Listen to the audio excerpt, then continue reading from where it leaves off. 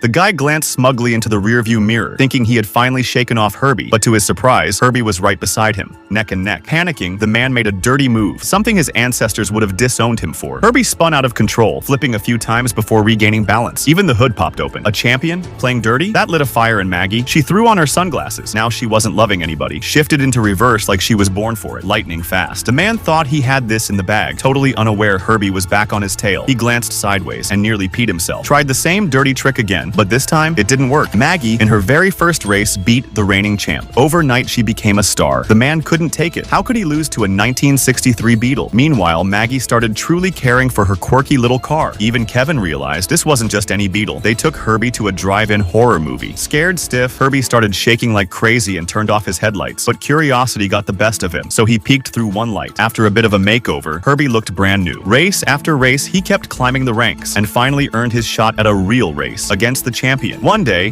while Herbie was out cruising solo, he caught sight of a gorgeous little yellow car ahead. That sharp body, the curves, pure magic. Let's just say love at first rev. Herbie's heart practically turned into a horn, and he rolled right toward her. Meanwhile, Maggie and Kevin were about to kiss when suddenly they were interrupted by none other than the defeated champion. But this time, he wasn't shady. He even let Maggie take his $1,000,000 race car for a spin. She couldn't resist. What girl could? She jumped in without a second thought. But Herbie saw everything, and honestly, even I could see the heartbreak in his headlights. When Maggie drove off, the man crept up to Herbie with a toolbox in hand. He popped Herbie's back open, trying to rip out the engine, but Herbie squirted oil at him, then dropped the hood on his head like a champ. Furious, the man grabbed a crowbar and began smashing Herbie. Again and again. But next second, Herbie almost sent him flying. Now the guy wasn't sure. Was it just an accident or did the car mean it? Either way, he backed off. Just then, Maggie returned, gushing about the man's race car right in front of Herbie, like Herbie didn't even exist. The man used the moment to propose a bet. Winner takes the other's car in tomorrow's race. Blinded by that $1,000,000 beauty, Maggie agreed without hesitation. But the next morning, Herbie had had enough. He was heartbroken by Maggie's betrayal. Still, Maggie kept pushing him to win, ignoring his silent protest. The race kicked off. Herbie and Maggie shot ahead, going bumper to bumper with the champ's supercar.